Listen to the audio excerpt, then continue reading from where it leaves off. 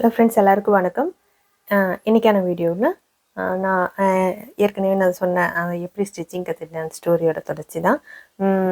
அந்த அவங்க சொன்ன அந்த டேப்பு இந்த மாதிரி எல்லாம் வந்துட்டு எடுத்துகிட்டு போயிட்டேங்க. கிளாஸுக்கு போயிட்டு நான் அந்த இடத்துல வந்து வெயிட் பண்ணிகிட்ருக்கேன். ஹலோ ஃப்ரெண்ட்ஸ், எல்லாருக்கும் வணக்கம். எல்லோரும் எப்படி இருக்கீங்க? இன்றைக்கான வீடியோவில் அந்த நான் எப்படி ஸ்டிச்சிங் கற்றுட்டேன் அப்படிங்கிற அந்த தொடர்ச்சி தான் நீங்கள் வந்துட்டு கேட்க போகிறீங்க. ஹலோ ஃப்ரெண்ட்ஸ், எல்லாருக்கும் வணக்கம். இன்றைக்கான வீடியோவில் எப்படி வந்துட்டு ஸ்டிச்சிங் கிளாஸ் வந்து எனக்கு எப்படி இருந்தது அப்படிங்கிறது தான் வந்துட்டு இன்றைக்கி நீங்கள் தெரிஞ்சுக்க போகிறீங்க. ஃபஸ்ட்டு வந்துட்டு நான் அந்த இடத்துக்கு நான் போயிட்டேன். கிளாஸ் எங்கே நடக்குதோ அங்கே நான் வந்துட்டு போயிட்டு நான் வெயிட் பண்ணிகிட்ருக்கேன். அவங்க வந்துட்டு அவங்க சொன்ன திங்ஸ் எல்லாம் வந்துட்டு அங்கே கீழே இருக்கிற ஸ்டோர்லேயே வந்துட்டு நான் வந்து வாங்கிட்டு அப்புறம் கிளாஸ் ரூம் வந்துட்டு ஓப்பன் ஆச்சு. அப்புறம் எப்போது ரெகுலராக வர ஸ்டூடெண்ட்ஸ் வந்துட்டு எல்லாத்துக்கும் ஆனால் மிஷின் வந்துட்டு அவங்க போனோடனே உட்காந்து அவங்க என்ன ஸ்டிச் பண்ணணுமோ அவங்க உட்காந்து ஸ்டிச் பண்ணிட்டு இருந்தாங்க. அவங்க என்னென்ன அதெல்லாம் வந்துட்டு பார்த்துட்டு என்னை கூப்பிட்டு உனக்கு வந்துட்டு என்ன தெரியும் அப்படின்னு சொல்லி கேட்டாங்க. அது நார்மலாக வந்துட்டு பெடல் பண்ணுவேன், இந்த ஊசி நூல் பாப்பின் இதெல்லாம் வந்துட்டு கோர்க்கு தெரியும், அதை தாண்டி அந்த மாதிரி கிழிஞ்சதெல்லாம் ஸ்டிச் பண்ணுவேன், வேறு எதுவும் தெரியாது எனக்கு அப்படின்னு சொல்லிட்டேன். அவங்க வந்துட்டு உடனே சரி என்னென்ன கொண்டு வந்திருக்கா அப்படின்னு சொல்லிட்டு பார்த்துட்டு நான் கொண்டு வந்த அளவு ப்ளவுஸு, அந்த நம்ம ஸ்டிச் பண்ண கற்றுக்க போகிற அந்த ப்ளவுஸு வாங்கி டேபிள் மேலே விரித்து போட்டுட்டு ஃபஸ்ட்டு வந்துட்டு பேக் சைடு அவங்க வந்து டேப் மெஷர்மெண்ட் தான் பண்ணாங்க. சரிங்களா, ஃபஸ்ட்டு வந்துட்டு டேப் மெஷர்மெண்ட் தான். ஃபஸ்ட்டு நம்ம போய் நிற்கிறோம், எதுவுமே தெரியாமல் பிளாங்காக போய் நிற்கிறோம். ஏன்னா வந்துட்டு கொஞ்சம் தெரியும்னா நம்ம வந்துட்டு எல்லா கேள்வியும் நம்ம கேட்கலாம். ஆனால் வந்துட்டு ஃபஸ்ட்டு ஸ்டார்டிங்கில் எதுவும் தெரியாது, அவங்க சொல்கிறதுக்கு மட்டும்தான் நம்ம தலையாட்டுவோம் இல்லைங்களா. அவங்க என்ன மெஷர்மெண்ட் என்ன பண்ணுறாங்க அப்படிங்கிறது சுத்தமாக எதுவுமே தெரியாது. அந்த மாதிரி தான் நானும் அங்கே போய் நின்றுட்டுருக்கேன். ஃபஸ்ட்டு வந்துட்டு பேக் சைடு அளவு எடுக்கிறாங்க. எடுத்துகிட்டு எவ்வளோ வந்துட்டு பேக் சைடு அளவோடு வந்துட்டு ஒரு 2 இன்ச்சு வந்து ஆட் பண்ணுவாங்க. சரிங்களா, அந்த 2 இன்ச்சு ஏன் எதுக்கு அப்படிங்கிற அந்த கேள்வியும் வராது. சரிங்க 2 இன்ச்சு அப்படி அந்த மாதிரி தான். எதோ கேள்வியே கேட்காம தலை மட்டும் ஆட்டுற வேலை தான். அந்த ஃபஸ்ட்டு அந்த 2 நாள் நான் போன கிளாஸில் எந்த ஒரு கேள்வியும் நான் கேட்கல. ஏன்னா கேள்வி கேட்குறதுக்கான அந்த ஒரு எதுவுமே இல்லை. அதனால் வந்துட்டு சொல்கிறதுக்கெல்லாம் மட்டும் அவங்க என்ன சொல்கிறாங்களோ அது மட்டும் சரிங்க அப்படின்னு சொல்லிட்டு கேட்குறது தான். அந்த மாதிரி தான். பேக் சைடு அளவு எடுத்தாச்சு. அப்புறம் வந்து ஃப்ரண்ட் சைடு அளவு, அது வந்துட்டு ஃபஸ்ட்டு எனக்கு நேர் கட்டிங் சொல்லி கொடுக்குறாங்க. ப்ளவுஸில் வந்துட்டு பார்த்திங்கன்னா நேர் கட்டிங், கிராஸ் கட்டிங் இந்த மாதிரிலாம் வந்துட்டு தெரியாது. ஒரு ப்ளவுஸ் அவ்வளோதான். அது வந்துட்டு அவங்க சொல்லி கொடுக்குறது நேர் கட்டிங் தான் அப்படிங்கிறது எனக்கு சொல்லலை. அந்த மாதிரி வந்துட்டு அதை நான் கொண்டு போன அந்த ப்ளவுஸ் வந்துட்டு 4ஆக மடித்து நேர் கட்டிங் அளவு போடுறாங்க. சரிங்க அப்படின்னு அதை அப்படியே வேடிக்கை பார்த்துட்ருக்கேன். அவங்க டேப் வச்சு மெஷர் பண்ணுறாங்க. மெஷர் பண்ணிவிட்டு back side, front side, sleeve, அப்புறம் வந்து பட்டி, அப்புறம் வந்து கழுத்து பீஸ் இதெல்லாம் வந்துட்டு கட் பண்ணி கொடுத்துட்டாங்க. சரிங்களா, ஃபஸ்ட் டே வந்துட்டு இதுதான் நடந்தது. அப்புறம் வந்து அடுத்த நாள் தான் ஸ்டிச் பண்ணுற மாதிரி. ஏன்னா வந்துட்டு அதுக்கே வந்து டைம் போயிடுச்சு. அப்புறம் அப்படியே நியாயம் பேசிவிட்டு மிஷின் வந்துட்டு ஃப்ரீயாக இல்லை ஸ்டிச் பண்ணுறதுக்கு. அதனால் நாளைக்கு வந்துட்டு ஸ்டிச் பண்ண உங்களுக்கு மிஷின் வந்துட்டு இருக்கும், நீங்கள் வந்து ஸ்டிச் பண்ணுங்கள் அப்படின்னு சொல்லிட்டாங்க. இப்போ வந்து ஃபஸ்ட் டே முடிச்சுட்டு அடுத்த நாள் காலையில் வந்துட்டு மறுபடியும் எப்பவும் போல் கிளாஸுக்கு வரேன். அப்போ வந்து மிஷின் எனக்கு ஒரு மிஷின் கொடுத்துட்றாங்க. நான் உட்காந்து ஸ்டிச் பண்ணுறேன். அவங்க எப்படி சொன்னாங்களோ அப்படியே நான் ஸ்டிச் பண்ணுறேன். அது இல்லாமல் வந்து ஃப்ரண்ட் சைட் டாட்டெல்லாம் இருக்கு இல்லைங்க, அதை வந்து அவங்களே வந்துட்டு மெஷர் பண்ணி கொடுத்துட்டாங்க. அதனால் வந்துட்டு அது இந்த டாட் வந்து அப்படியே வந்து ஸ்டிச் பண்ணுறது தான். அதெல்லாம் ஸ்டிச் பண்ணிவிட்டு கிட்டத்தட்ட வந்து ப்ளவுஸ் வந்து முடிச்சாச்சு.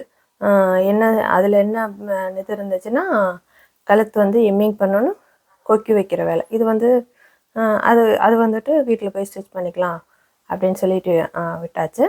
அப்போ வந்து கிளாஸ் முடிகிற டைம் ஈவினிங் வந்து பார்த்திங்கன்னா அவங்க வந்து சொல்கிறாங்க, ஒருத்தர் வராரு, வந்துட்டு இந்த மாதிரி கார் ரெடி ஆகிடுச்சு அப்படின்னு சொல்கிறாங்க. அப்போ வந்துட்டு இவங்க வந்துட்டு சொல்கிறாங்க, இனி வந்துட்டு நம்ம கிளாஸ்லேயே வந்துட்டு டிரைவிங் வந்துட்டு கற்றுக்கலாம், கார் டிரைவிங் வந்து கற்றுக்கலாம். உங்களை வந்து யாராவது விருப்பம் இருக்கிறவங்க வந்துட்டு சேர்ந்துக்குங்க. 45 நாளில் எல்எல்ஆர் போட்டுட்டு டிரைவிங் லைசன்ஸ் வாங்கி கொடுத்துருவோம். ஃபீஸ் இவ்வளோ அப்படின்னு சொல்கிறாங்க. 1 மணி நேரம் கிளாஸ் அப்படின்னு சொல்கிறாங்க. 45 நாள் கிளாஸு. சரிங்களா? அப்புறம் வந்துட்டு சரி அப்படின்னு சொல்லிட்டு கேட்டுட்டு போயாச்சு. அப்புறம் வந்துட்டு அம்மா வீட்டிலேருந்து ஹஸ்பண்ட் வீட்டுக்கு லீவ் முடிஞ்சு அங்கே போயிட்டு அங்கேருந்து வர்றது வந்து பஸ் வந்துட்டு அங்கே பக்கத்துலேயே வந்து ஏறிக்கலாம். சரிங்களா? அம்மா வீட்டிலேருந்து வர்றதுனா தான் தூரம். ஒருத்தர் வந்து பஸ்ஸுக்கு வந்துட்டு கொண்டு வந்து விடணும், மறுபடியும் வந்து பிக்கப் பண்ணணும். ஏன்னா வந்துட்டு ஒரு 3 கிலோமீட்டர் வந்து நடந்து போகிற மாதிரி இருக்கும். அங்கே வந்துட்டு டக்குன்னு ஏரியா வந்துக்கலாம். அதனால் ஈவினிங் டைம் வந்துட்டு வீட்டில் அங்கே வந்து சொல்கிறேன், சரி போய் கற்றுக்கோ அப்படின்னு சொல்லிட்டாங்க. இப்போ வந்து ஸ்டிச்சிங் கிளாஸ் முடிஞ்சிச்சு. இப்போ அடுத்தது டிரைவிங் கிளாஸ் நான் போய் சேர்ந்துட்டேன். ஈவினிங் டைம் தான் நான் அங்கே போவேன். அதே கிளாஸ்க்கு நான் போவேன். சரிங்களா? ஆனால் அங்கே வந்துட்டு சரி நீங்கள் ஸ்டிச்சிங் அங்கே போய் கற்றுட்டிங்களே, அது என்ன பண்ணுனீங்க அப்படின்னா, அது வீட்டில் வந்துட்டு அம்மாட்ட கேட்டுக்கிட்டேன். எம்மிங் எப்படி பண்ணுறது, கொக்கி எப்படி வைக்கிறதெல்லாம் வந்துட்டு அதெல்லாம் வந்து அம்மாவுக்கு தெரிஞ்சிருந்தது. அதை வந்து அவங்ககிட்டேருந்து கற்றுட்டு அந்த ப்ளவுஸை நான் போட்டு பார்த்துட்டேன். சரியாக இருந்தது. அவ்வளோதான். அதுக்கப்புறம் வந்து வீட்டில் உட்காந்து ஸ்டிச் பண்ணலை.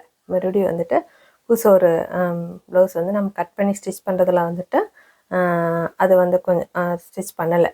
அது அப்படியே வந்துட்டு டிரைவிங் கிளாஸ் வந்துச்சு, அப்படியே போயிட்டு இருந்துச்சு. அதுக்கப்புறம் தான் வந்துட்டு ஒரு துணி கடைக்கு நம்ம ட்ரெஸ் எடுக்க போகிறப்போ மெட்டீரியல் மறுபடியும் வாங்கிட்டு அன்றைக்கி நம்ம சொல்லி கொடுத்தாங்களே, நாமளே ஒன்று கட் பண்ணி ஸ்டிச் பண்ணலாம் அப்படின்னு சொல்லிட்டு ஒரு ப்ளவுஸ் வந்து ஸ்டிச் பண்ணுறேன்னா மெட்டீரியல் எடுத்துட்டேன், உட்காடுறேன். என்ன நம்மளுக்கு சொல்லி கொடுத்தாங்க அந்த மாதிரியே நம்ம ஸ்டிச் பண்ணலாம். ஆனால் அவங்க என்ன சொல்லி கொடுத்தாங்களோ அதே மாதிரி பேக் சைடு அதெல்லாம் நான் கட் பண்ணிட்டேன். சரிங்களா?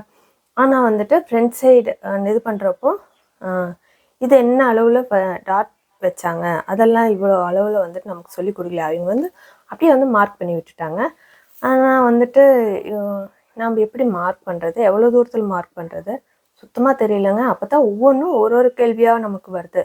இப்போ பேக் சைடு மார்க் பண்ணுறது ரொம்ப ஈஸியாக இருந்தது. அது வந்துட்டு பேக் சைடு வந்துட்டு ஒரு 2 இன்ச்சு ஜாஸ்தி பண்ணாங்க. கழுத்து வந்துட்டு பார்த்திங்கன்னா அந்த ரவுண்ட்லேருந்து எவ்வளோன்னு சொன்னால் அதுவும் ஈஸி தான். கழுத்து மார்க் பண்ணுறது ஈஸி தானே. அப்புறம் வந்துட்டு ஆம்ஹோல் ரவுண்ட் பார்த்திங்கன்னா 1.5 இன்ச் வச்சு தான் மார்க் பண்ணியிருந்தாங்க. அதுவும் புரிஞ்சிருச்சு. பேக் சைடு பெருசாக எனக்கு டவுட்டுங்கிறதே வரல. ஆனால் ஃப்ரண்ட் சைடு மார்க் பண்ணுறப்போ வந்து பார்த்திங்கன்னா அந்த டாட் வந்து இது பண்ணுது. இப்போ வந்துட்டு அங்கே அப்போ தான் ஸ்டார்ட் ஆகுது எனக்கு கேள்வி. ஒன்றொன்னா வர ஆரம்பிக்குது. இப்போது வந்து அந்த ஃபஸ்ட்டு வந்துட்டு பேக் சைடு வச்சு ஃப்ரண்ட் சைடு எவ்வளோ லென்த் அப்படின்னு சொல்லிட்டு இவ்வளோ அது எப்படி வந்து சொல்லவே இல்லையே அப்படிங்கிற ஃபஸ்ட்டு அந்த கேள்வி வந்தது எனக்கு. பேக் சைடு அளவு தெரியுது, ஃப்ரண்ட் சைடு வந்து இந்த அளவில் வச்சு மார்க் பண்ணணுங்கிறத சொல்லலை. அவங்க அப்படியே வச்சு மார்க் பண்ணிட்டாங்க. அப்புறம் அந்த டாட்கான மார்க் வந்து தெரியல. என்ன கேப்பில் first dot, second dot, main dot பிடிக்கணும் இல்லைங்களா, அது. அப்புறம் தேர்ட் டாட் வந்து ஈஸி தான். அது இப்போ இங்கே இப்படி ஆம்ஹோல் வந்து சென்டர் பண்ணிக்கிறோம். அது எதுவுமே தெரியல. சரி அப்படின்னு சொல்லிவிட்டு நானாக ஒரு டாட் வச்சு ஷோல்டர் சென்டர் பண்ணி மார்க் பண்ணணுங்கிறதெல்லாம் சொன்ன மாதிரியே எனக்கு தெரியலங்க. ஆனால் அதெல்லாம் வந்துட்டு ஏதோ மார்க் பண்ணி ஸ்டிச் பண்ணிட்டேன். ஸ்லீவுக்கு வந்து என்ன சொல்லியிருந்தாங்கன்னா, அடிக்கை கீழே இருக்கு இல்லைங்களா, அதிலிருந்து இப்போது அப்போ வந்து பார்த்திங்கன்னா ரொம்ப லீனாக இருந்ததுனால ஸ்லீவோட இறக்கம் அந்த நம்ம 3 இன்ச் 3.5 இன்ச் நம்ம விடுவோம் இல்லைங்களா, அதெல்லாம் வந்துட்டு இல்லை 2.5 இன்ச் இருந்தால் போதும். அது 2.5 இன்ச் இருந்தால் போதுங்கிறது மட்டும் மனசில் பதிஞ்சிருந்துச்சு. அதனால் அந்த 2.5 இன்ச் வந்துட்டு ஆம்போலோட அந்த இறக்கு வச்சுட்டு அடிக்கை ரவுண்டு வந்துட்டு 4.5 இருந்தது அப்போது. இப்போலாம் வந்து பார்த்திங்கன்னா 6 இருக்குது. அந்த அளவுக்கு உடம்பு வெயிட் போட்டுருச்சு. இப்போ நமக்கு தெரியும். இப்போ வந்து 4.5 இன்ச்சு. அப்போ அந்த 4.5 இன்ச்சுக்கு வந்து ஒரு 1.5 இன்ச்சு வந்து ஆட் பண்ணிக்கோங்க அப்படின்னு அதை சொல்லியிருந்தாங்க. அந்த 4.5லேருந்து அந்த 2 நம்ம வைக்கிறப்போ அந்த எக்ஸ்ட்ரா வந்துட்டு 1.5 இன்ச் வச்சு அதுக்கப்புறம் வந்து தையலுக்காக நம்ம விடுவோம். அதெல்லாம் வந்துட்டு அது புரிஞ்சிருந்துச்சு. அப்புறம் எப்படியோ அந்த கையோட வளைவெல்லாம் கொண்டு வந்துட்டேன். அதை ஸ்டிச் பண்ணிட்டேன். ஆனால் வந்து ப்ளவுஸ் முடிச்சாச்சு. எப்படி ஸ்டிச் பண்ணுறது, அதெல்லாம் ஜாயின் பண்ணுறது தானே, அதெல்லாம் ஸ்டிச் பண்ணியாச்சு. சொதப்புனது வந்து பார்த்திங்கன்னா டாட். ப்ளவுஸ் போடுறப்போ வந்து பார்த்திங்கன்னா பேக் சைட் ஃபினிஷிங்லாம் நல்லாயிருக்கு. கையும் உள்ளே போந்துருச்சு. சரிங்களா? அப்புறம் வந்து ஃப்ரண்ட் சைடு மட்டும் வித்தியாசமாக இருந்தது. ஒரு நல்லாவே இல்லை. சரிங்களா? உண்மையாக அதுதான் நல்லா இல்லை. டாட் வந்துட்டு இல்லை, அது வேறு மாதிரி இருந்தது. ஆனால் போட்டுக்க முடிஞ்சது. ப்ளவுஸ் எல்லாம் பத்தாமையோ எங்கே இருக்குமாவோ அதெல்லாம் இல்லை. ஒரு சமயம் லீனாக இருந்ததுனாலையோ என்னமோ தெரியல, இதுதான் பிரச்சனை அப்படிங்கிறது இல்லாமல் ப்ளவுஸ் போட்டுக்கிற மாதிரி தான் இருந்தது. ஆனால் வந்துட்டு கரெக்டாக இல்லை.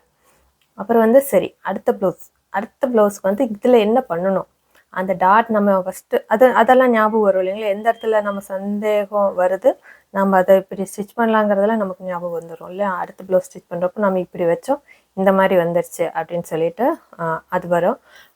அப்புறம் வந்துட்டு இப்போ அந்த மாதிரி வைக்கக்கூடாது.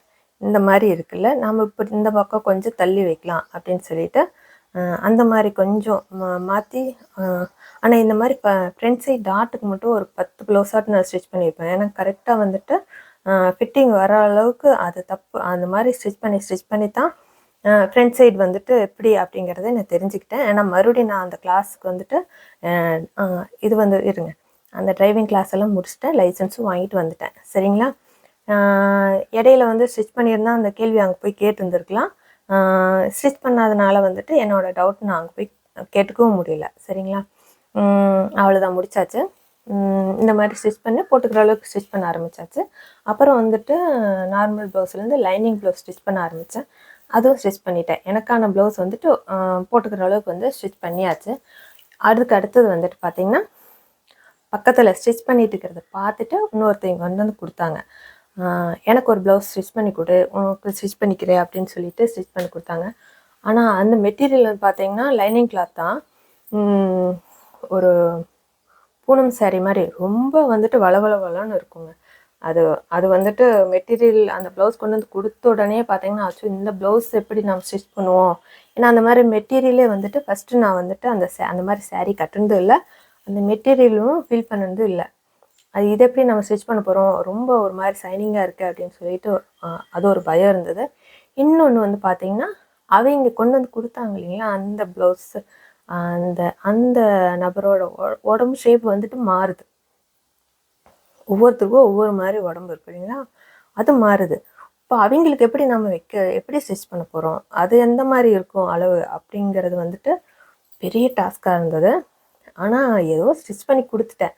ஆனால் அவங்களுக்கு வந்து அது வந்து ஃபிட்டிங்கே இல்லை, சரியில்லைன்னா கரெக்டாக இல்லைங்கிற மாதிரி ஃபீல் ஆச்சு. அவங்களும் வந்துட்டு சொன்னாங்க. ஏன்னா வந்துட்டு நமக்கே தெரியும் அந்த மெட்டீரியல் அந்த இது ஏற்கனவே நம்ம அவ்வளோ ப்ளவுஸ் ஸ்டிச் பண்ணி பார்த்துட்டு அதுக்கப்புறம் ஓரளவுக்கு வந்துச்சு.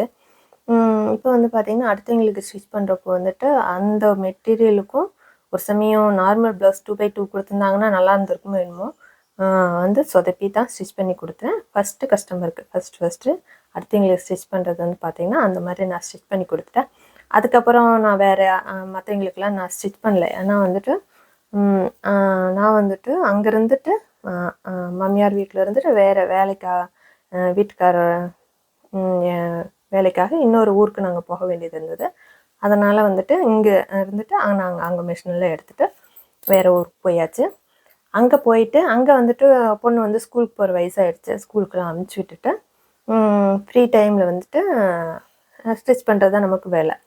அப்புறம் வந்துட்டு அப்படி ஸ்டிச் பண்ணி 1 2 டெய்லியுமே ஸ்டிச் பண்ணிகிட்டு இருக்க முடியாது இல்லைங்களா, அந்தளவுக்கு ப்ளவுஸ் இருக்காது.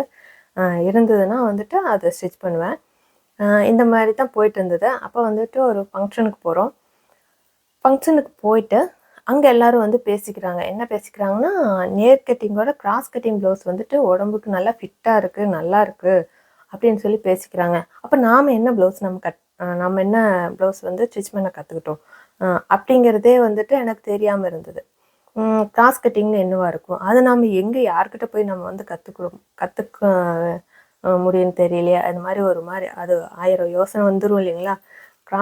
அந்த கிராஸ் கட்டிங்னா என்ன, அது எப்படி இருக்கும், அதை எப்படி நம்ம யார்கிட்ட தெரிஞ்சுக்கிறது, மறுபடியும் புதுசாக வந்த அந்த ஊரில் வந்துட்டு ஸ்டிச்சிங் கிளாஸ் எங்கே நடக்கும், நம்ம அங்கே போக முடியுமா, இந்த மாதிரிலாம் வந்துட்டு யோசனை ஆரம்பிச்சிச்சு. எனக்கு வந்துட்டு அந்த கிராஸ் கட்டிங் அப்படிங்கிறது வந்து தெரிஞ்சே ஆகணும் அப்படிங்கிற ஒரு மைண்ட் செட்டுக்கு வந்தாச்சு. அதுக்கப்புறம் வந்து எந்த ஒரு ப்ளவுஸுமே ஸ்டிச் பண்ணல.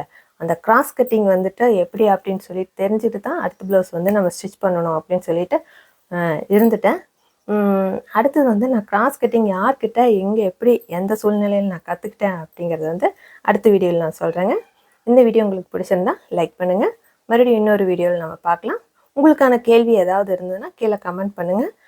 நான் வந்துட்டு எந்தெந்த இதில் வந்து கற்றுக்கிட்டேன் அந்த டைமில் வந்துட்டு நான் இதை வந்து இந்த மாதிரி தான் கற்றுக்கிட்டேன் அப்படிங்கிறது உங்களுக்கு நான் ஷேர் பண்ணுறேன்.